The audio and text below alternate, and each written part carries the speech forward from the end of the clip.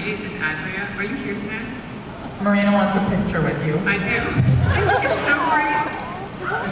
We'll find her. We'll find her. I mean, she literally had my costume and she bought it and she was wearing my costume. She was your size? Yes. It's cool. It's cool, right? Anyway, pass the word along to her. All the world is waiting for you. And how will you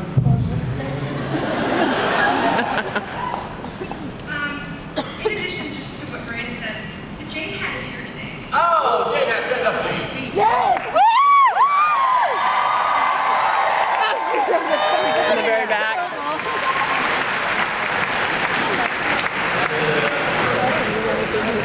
That is a very good hat. That deserves a card. That deserves a card. Come up here and get your card, man.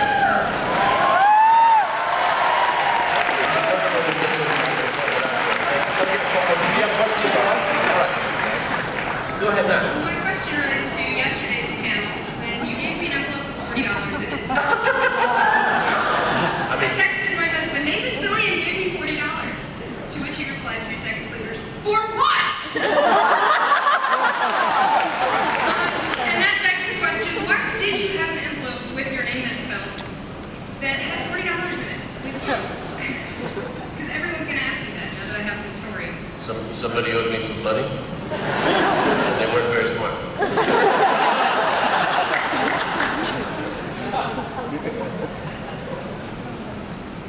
There's the hat right there. Do you have a question at all? I will put you on the spot. I had to come today. I was lazy yesterday watching you live on TV, going, no! So I had to come today. Thanks for coming. It's a very lovely. You look fantastic. Thank you. That's awesome. All right. Next question. Yes. Yeah. We know that one of Joss Whedon's main causes is equality now, and I was wondering if Jewel and Morena could tell us what their character helped and possibly challenged in their own minds common female stereotypes, and then if Nathan and Alan could also add to that, in watching the ladies of Firefly, you know, how their unusual roles may have challenged classical female roles. Wow. I wish you'd asked me that question yesterday. It was a lot sharper. Well, you know, just in the interactions that Inara had with everybody on the ship, and especially Mel, it was a constant challenge, you know, to be called whore or being put down because of her profession.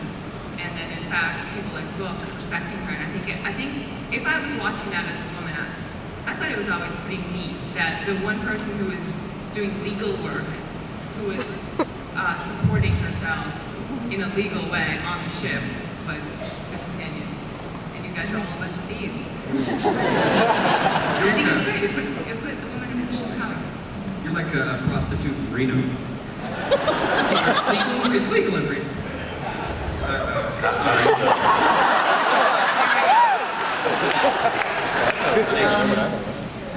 What I always really loved about Kaylee was that she was incredibly smart. She was a mechanic, she loved machines, but she was also a girly girl. And I loved that that stereotype was gone of the girl who loves machines having to be the tomboy. She's not about that. She would love to wear lipstick and a dress, if she could, every day. So yeah, I kind of like that she was allowed to be feminine and a girly girl, but at the same time love her engines.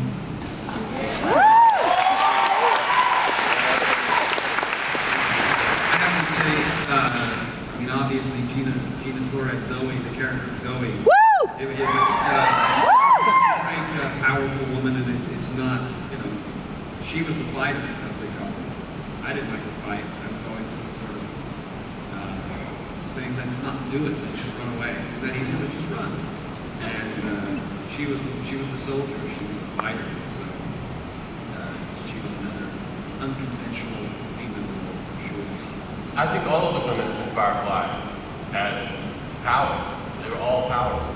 You know, Gina's surely physically a force to be reckoned with. And Nara had superpowers. As a river. And you were capable. So everything, I mean, that's what Josh does. You don't see a weak woman anywhere on that ship. Jane. There's that.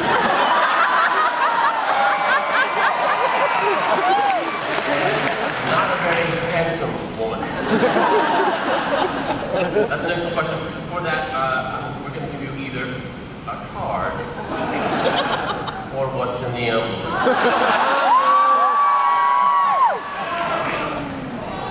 $40. It's a Dr. Horrible envelope. It's a Dr. Horrible envelope. Because it was an envelope. There's something else in there. I'm not telling you what it is. Do you want the card or do you want the envelope? I'm just asking the lady about the question.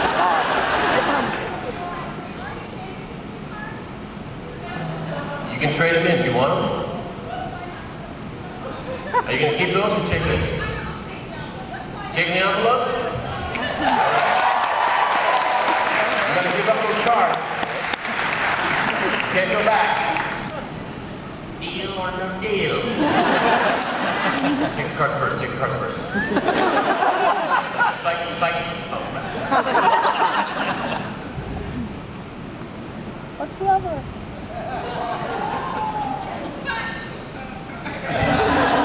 Someone wants your cards.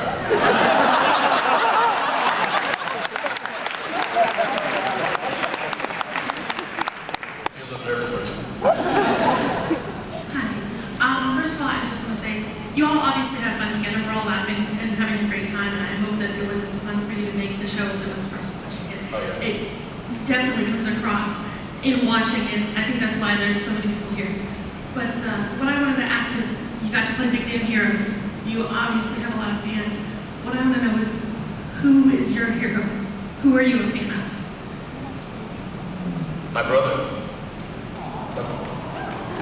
My brother's very patient, very gentle, very kind man. He's very clever, very smart guy. He's musically talented, but most of all, his patience and his wisdom. He's a very, very patient man. I also really admire my parents. I don't know many people whose parents are still together. It's no longer the norm.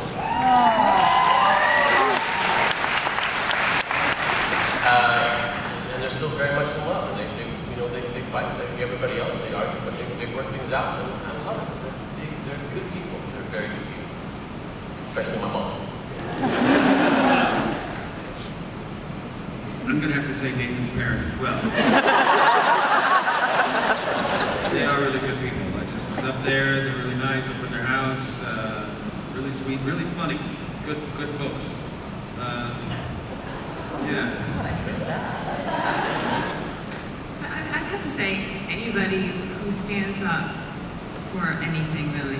You know, anybody who stands up for people who are being oppressed, or for people who can't stand up for themselves, or to see inequality and see unfairness and see something like that and stand up for it, I think. That's good. I don't know if I have heroes in particular, but I do admire certain people.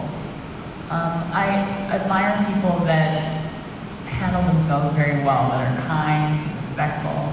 Thanks, Drew. Modest. But in terms of being a fan of, I kind of have this celebrity crush.